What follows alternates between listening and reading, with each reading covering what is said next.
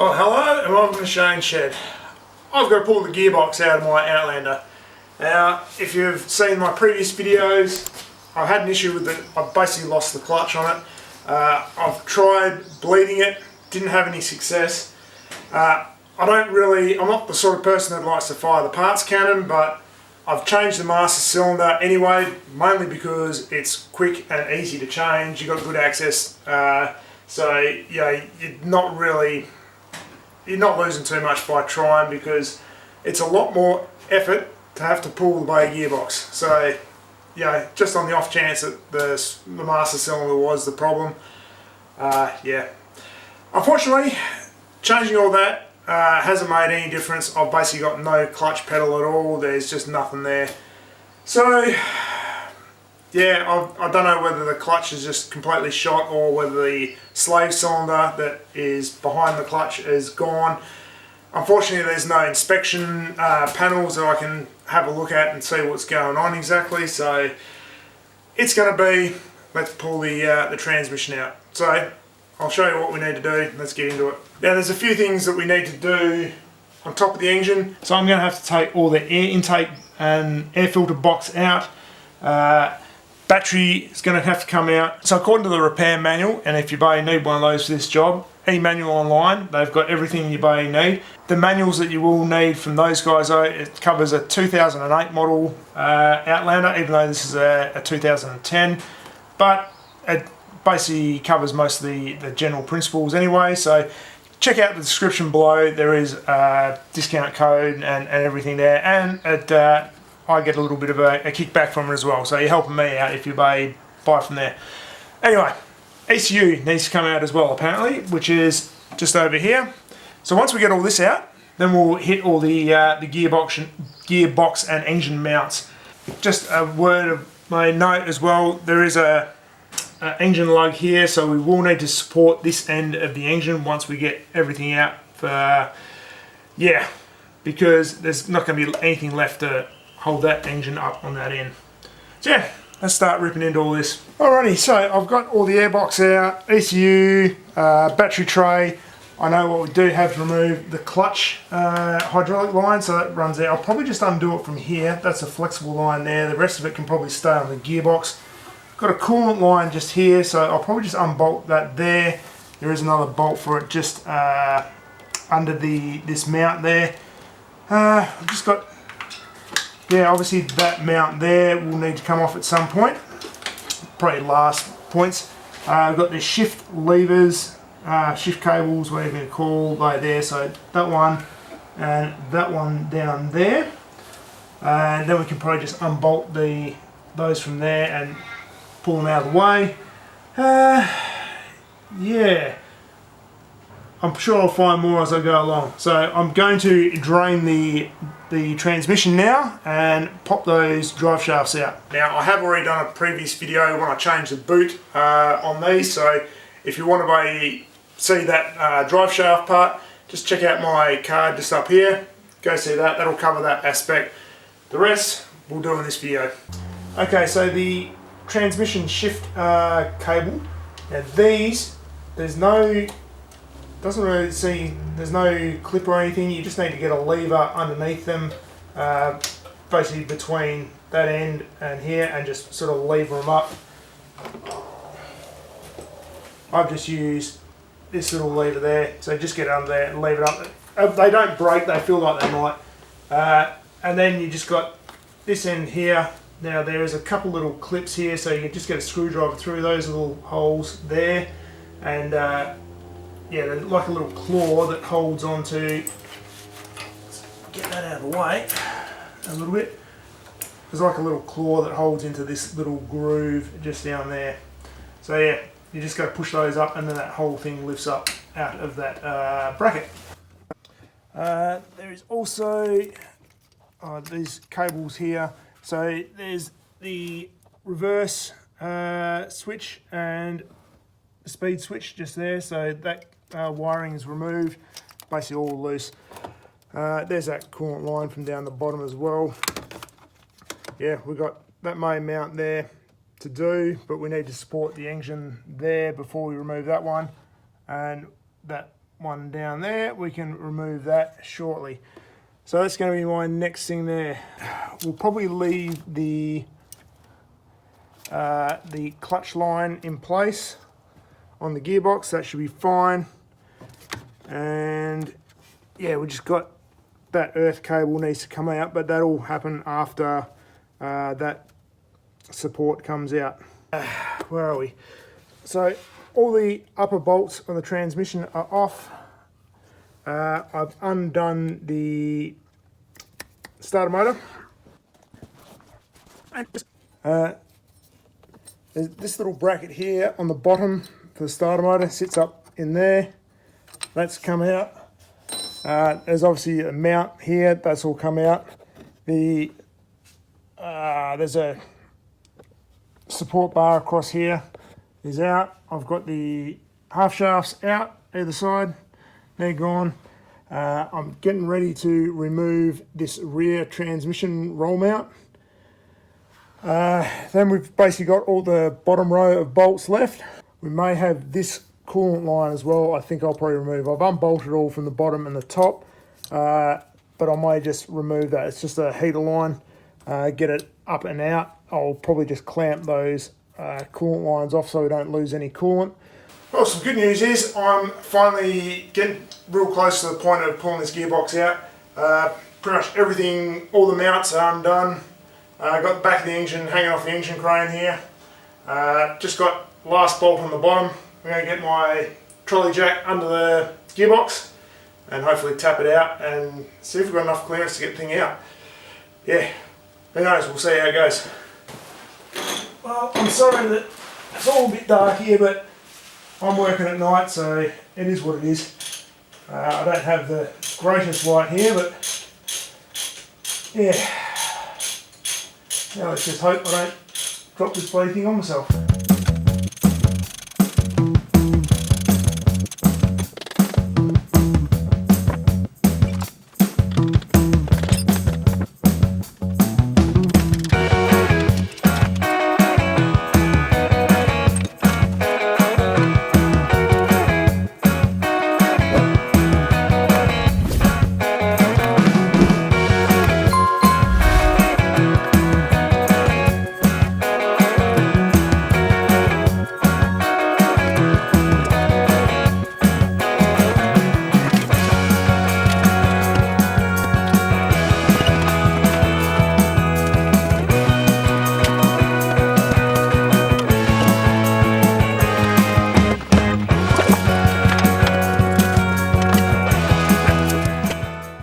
Problem getting this out at the moment, so the subframe there just creating clearance issues, but it's free and I just got to find the right way to jiggle it out. Alright, so we're on day 2 of pulling the transmission out of my Outlander. Man, front wheel drive cars suck. This was rear wheel drive, I would have had this out long ago. Anyway, the issue we got, so last night I had the gearbox split from the engine, kind of ready to drop it out, and I couldn't get it out. And I'll show you why now. So unfortunately, the issue is, beside me casting the shadow everywhere, the issue is this subframe here. There's just not enough clearance there for it to drop out nicely. And obviously you've got, you know, stuff we can't move there, so the whole thing, that is creating an issue for me. So yeah, I'm going to drop out all that subframe. So yeah, that's where I'm at now. The lower control arms I've already unbolted yesterday. I've done that when I pulled the half shafts out, so that's one less thing I need to do, but I think there's probably like 6 bolts that hold the whole subframe up. Might be a couple more, I can't remember off the top of my head. And the steering rack is bolted to that, so I got to unbolt the steering, obviously unbolt all the power steering lines. Sway bar links, they're easy to access from the outside. Let's get into it. So we've got 4 main bolts to hold the subframe in. So one here, same on the other side. Obviously got to drop the tie rod off and the sway bar. For the power steering, we need to undo those power steering lines. And as you can see, that steering goes straight into the cab. And we've got, well, behind all the carpet here, we've got a just a nut on a U-joint there, and then we can slide this shaft up and out of the way. There is this clip here that we need to pinch to get this to slide. But apart from that, it should be okay. There is this little footrest that you need to remove off the side. There's also, let's move you back a little bit, this little shroud that goes up around the steering column, that needs to come out. Once you've got those out, you can pull the carpet back. If your steering wheel's straight ahead, you should be able to get to that nut or the bolt that's straight down the bottom. So I'm going to do that now. And I'm just going to use a pair of pliers on just this little clip up here just to pinch that. So, just like that. And that should help with that shaft slide up. If you want as well, it's probably not a bad idea to mark the position of that U-joint on the steering shaft. That way you ensure it goes back in the same spot. And if we haven't already done it before, but the lower control arm, just unbolt it from the bottom of the knuckle. And yeah, that's ready to drop down. We got those power steering lines free, so that should be ready to drop. Sway bar's done. Obviously lower control arm. Tie rods done. Steering shaft done. So all we've got is these 4 bolts. Obviously you're losing a lot of, basically all your power steering fluid, so I'll just clean all that up. And then I can get the jack up under the subframe and we can zap those 4 bolts off and drop it out.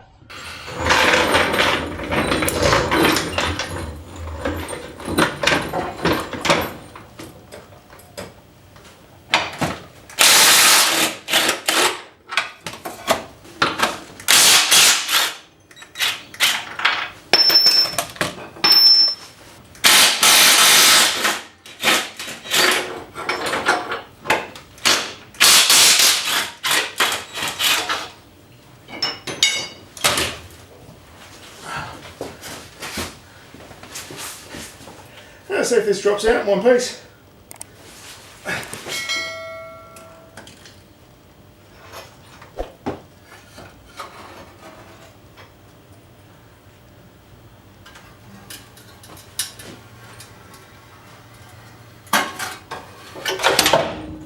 Well, sort of.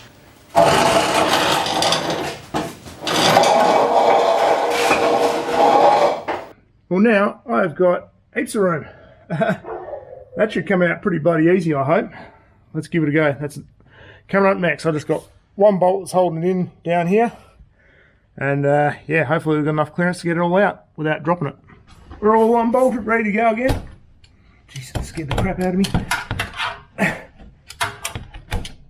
Try not to drop this on my head is a good start, I guess.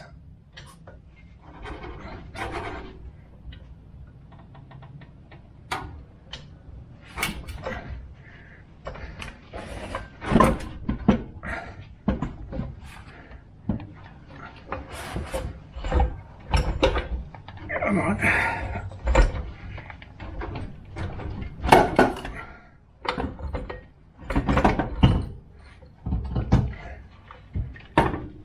Oh, at the moment you need 3 hands, isn't it?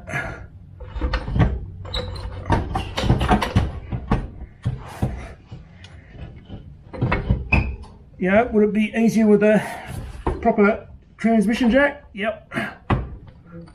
It sure would. What is that hung up on? Nothing. Just the way it's coming down. Sweet! Oh. Time to buzz the clutch off. Right. Let's have a look, see what it looks like.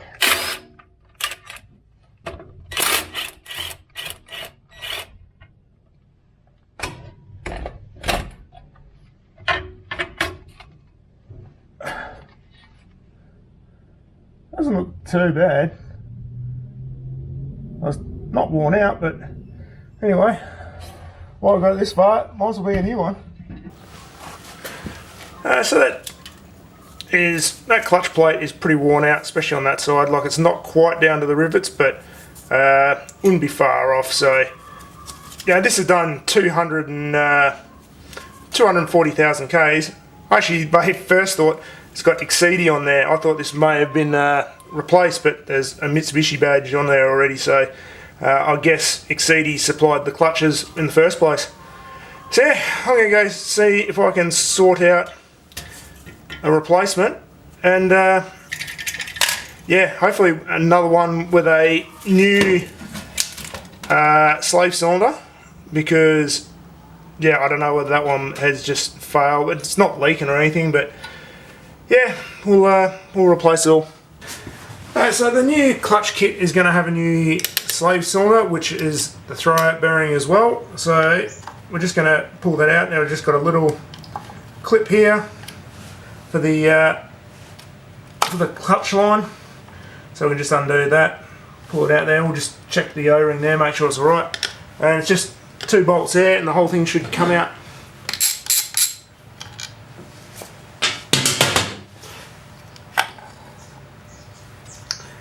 There we go. One throwout bearing. Alright, so we'll give all this area a good clean up, and yeah, get ready for the new one. Alright, so we've got the new clutch now. When it comes to the flywheel, good practice is to get it machined. Mine looks pretty good. I'm not going to do it. Yeah, that's on me. But it's just a time thing. I really just want to get this turned around and back on the road as quickly as possible. Yeah, saving grace, that way other clutch hadn't gone down to the rivets or anything, so it hasn't taken any gouges out. I'm just going to give it a bit of a light by going over with some wet and dry, just to clean it up a bit. But apart from that, it should be okay. But like I said, best practice, get it machined, and you shouldn't have any issues. Now, when it comes to the torque settings for everything, I'm just going to throw up some images on screen now. So feel free to pause the video, you know, take a screenshot or refer back to it whenever you like. So here they are.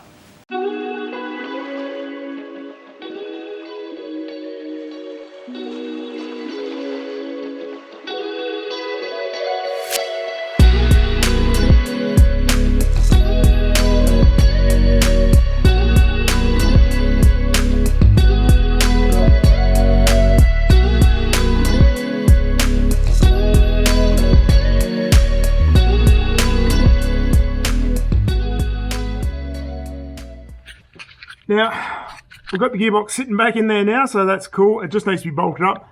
I've ended up with this King Chrome gearbox, or transmission jack hoist thingy.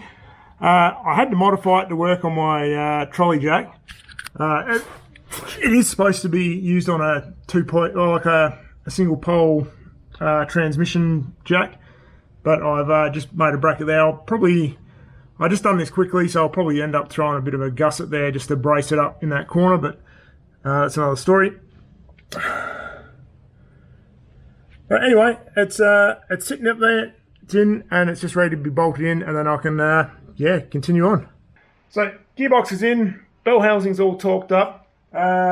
This rear engine mount, or back engine mount, whichever way you want to view it, that's all in, torqued up as well. Don't forget as well with this mount here, get that earth strap on to the gearbox before that goes on, because otherwise it's pretty much right under there. You'll never have access, so don't forget that one. Before I go too much further, I'm just going to hook the clutch main line up. I'm going to bleed that clutch now, basically because if something's not right now, it'd be nice to know before we bolt everything back together and find out at the very end. So yeah, that's what I'm going to do now. Hopefully we have some luck. Alright, clutch is bled up. It was a total ball ache. So just using the clutch pedal and basically bleeding out, that way it just wasn't enough. It wasn't getting up. There was obviously a bit of an air bubble trapped somewhere. Yeah, so what ended up doing the trick was I put my vacuum bleeder on it, pumped it up to negative 15 psi, opened the bleed valve and basically dumped a heap of brake fluid through. It was going good for a sec, and then a bunch of air come through. So obviously there was some air bubble that wasn't coming out with the original bleeding effort. So yeah, that done the trick. Got some good pedal feel now. So I'm happy about that finally. So with that said, we can get the subframe back in. That'll be the next job. Probably subframe, drive shafts. I'll do all the stuff under the car. Then hopefully we can just drop it down and we can work on it a bit lower. So yeah, that's the plan.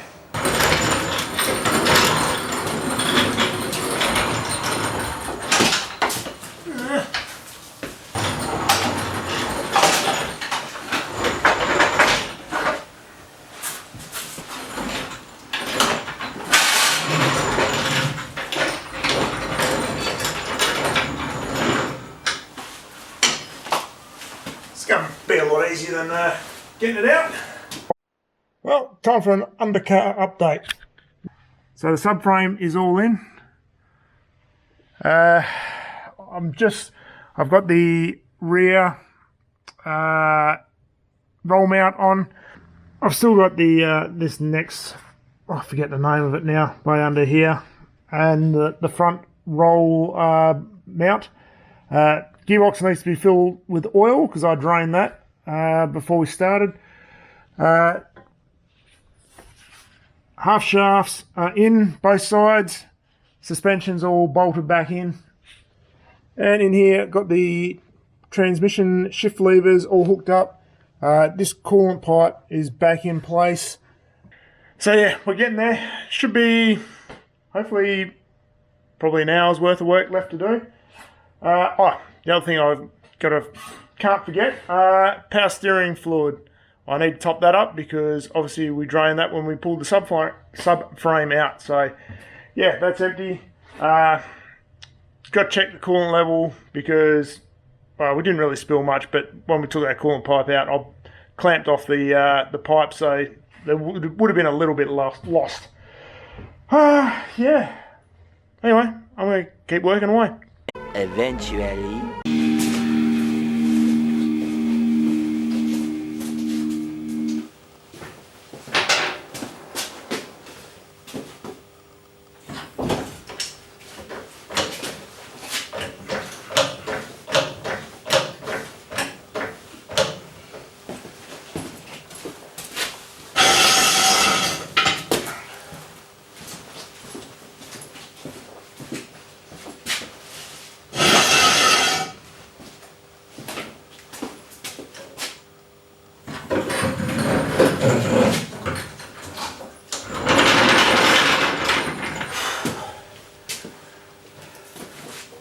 Well everyone, we got a job done. Everything at the top, the engines, battery, airbox, ECU, all back in, all tests run up. Obviously, like I said earlier, power steering fluid, top that up.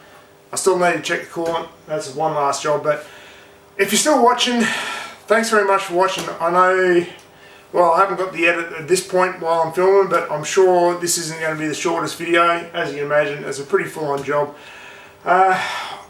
Look, to be honest, I probably didn't film as much as what I could have. Being a daily driver, it's just one of those jobs I wanted to get done as ASAP, so filming kind of took a bit of a backseat. Yeah, look, had a few challenges along the way. Probably the biggest one was getting the gearbox back in. That was, I did attempt that. I spent probably an hour or so trying to get that in just with my trusty old trolley jack, you know, and trying to maneuver it in place and holding it and stopping it from falling, and yeah, it wasn't good. And you know, probably 6 years ago now I dislocated my right shoulder, so that's never been the same since. So trying to manhandle a big heavy gearbox, well, it's not that heavy, but trying to handle a gearbox while you're on your back like that, you don't have the best leverage in it, and it kind of hurts. So yeah, we end up by getting that that adapter that I used on the trolley jack, and to be honest, that went in within, well, once I had it line orientated correctly, it just slipped straight in like within 5 minutes. So that made a big difference. And the second big issue was bleeding it up. Now, oh my gosh, like I said, I ended up by sucking the hell out of it. Now, the ironic thing is, if I had done that in the first place, I may not have been here pulling the clutch out. So yeah, but it is what it is, you know. It's had 240,000 Ks on it. It's been through one learner driver that I know of. So that clutch had a decent amount of wear on it. So it'll be good for another 200,000 Ks now, hopefully. So I've still got another couple of learner drivers to put through it, so they'll probably be a bit hard on it. So yeah, it is what it is. But like I said, thanks very much for watching. If you enjoyed my content and you haven't subscribed already, maybe consider subscribing. Hit the thumbs up button. I mean, if you enjoyed what I've done here, or if you didn't, give it a thumbs down. I don't really care either way. It's too late at night for me now. But yeah, thanks very much to channel members. You really help me out here, and just like I said before, you just keep me motivated to keep making videos. It's not always the easiest thing to do, especially when I just like to put the tunes on and just work away. I could have been done with this a lot sooner, I think. I mean, if you smashed it out, you could probably do this job in a day if you're onto it and working flat out. For me, between filming, doing kids drop-offs at school, just kids stuff in general, yeah, it's about 3 days for me. So obviously there was a big chunk of waiting for parts, so yeah, I wasn't working the whole time. But anyway, enough rabbiting on. You're probably not watching by now, so thanks very much anyway, and I'll see you all on the next one.